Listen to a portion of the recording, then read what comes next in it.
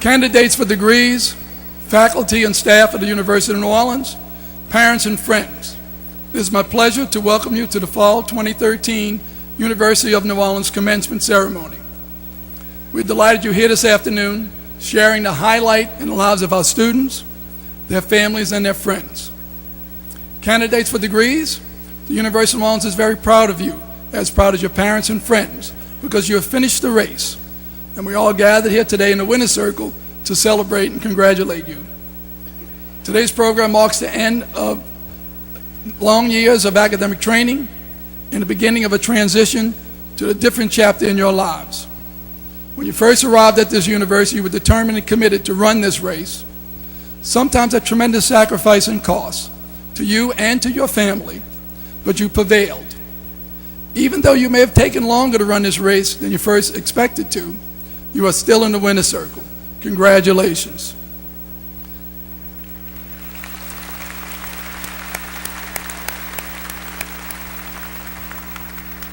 To the parents and guardians, today's event signifies a culmination of many years of hard work, sacrifice, and self-denial so that your children could be provided with the best education possible. Kindly accept my personal humble congratulations to my colleagues in the faculty. We're now concluding 4 or more years of training and mentoring these very talented students.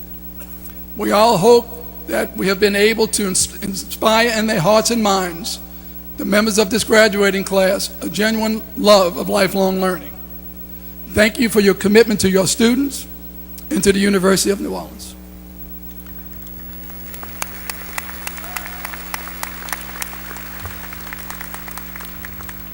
I'm now honored to introduce a few special guests attending the ceremony.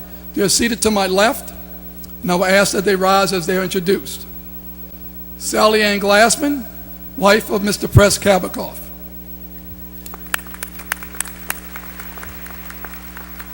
The family and friends of Mr. Press Kabakoff.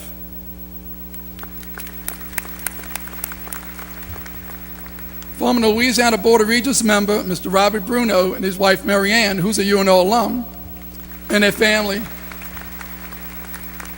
Their son, Jamie, will receive his bachelor's degree this afternoon. Louisiana Board of Regents member, Mr. Joseph Wiley, and his family. Their son, Caleb, is receiving his bachelor's degree this afternoon. And last but certainly not least, my wife, the First Lady of the University of New Orleans, Lori Foss,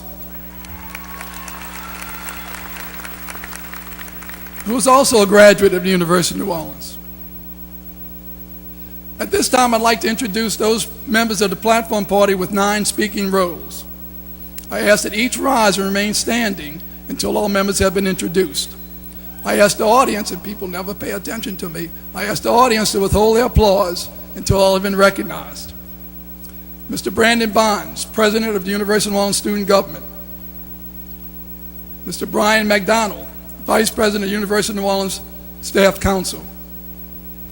Ms. Deborah Lee, Vice Chancellor of Academic Affairs and College Provost at Delgado Community College.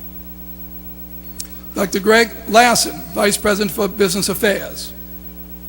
Mr. Kevin McLinn, Vice President for Communications, Marketing, and Public Relations. Dr. Kenneth Sewell, Vice President for Research and Economic Development. Dr. Sharon Mader, Dean of the University Library. Mr. John Rennie, Dr. John Rennie, Director of the Merritt C. Becker Transportation Institute. Dr. Colin McLinn, Executive Assistant to the President, and Dr. Matt Moore, University Registrar.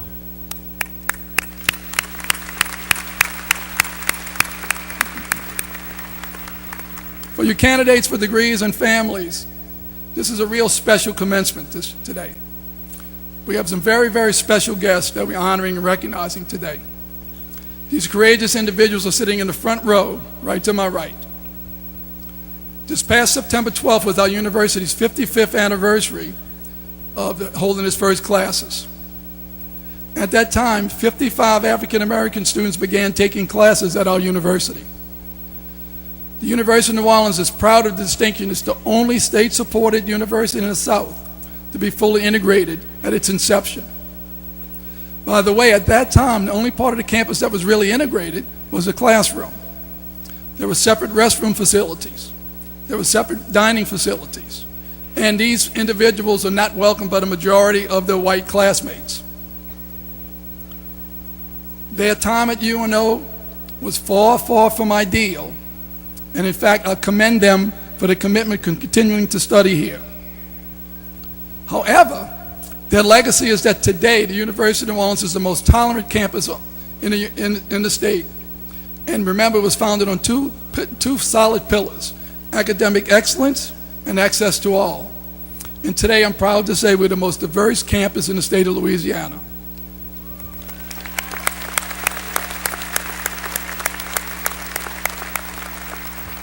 The challenges they faced and that they stood up to have paid off positive long-term dividends.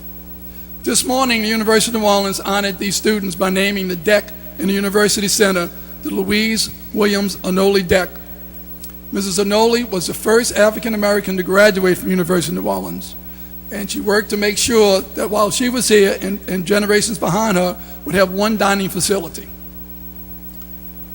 I will call them by name, and I'll ask that they stand and remain standing to introduce all of them here today.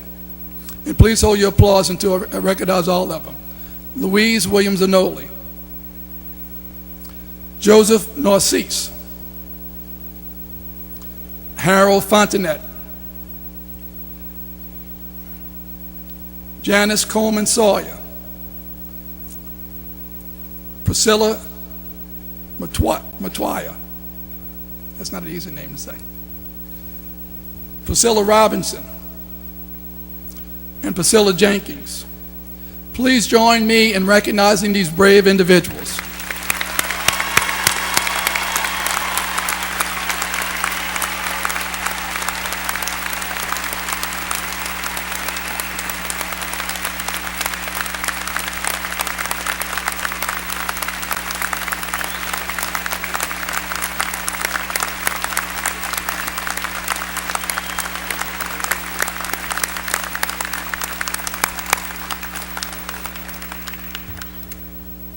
The families of our honored guests are here today as well.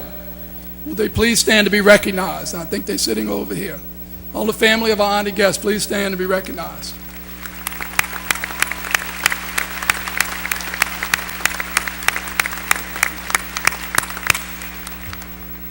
There's one other person that needs to be recognized to finish this story.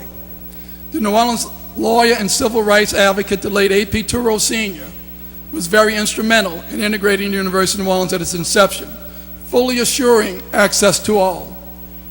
Will his family and friends who are here today please rise to be recognized?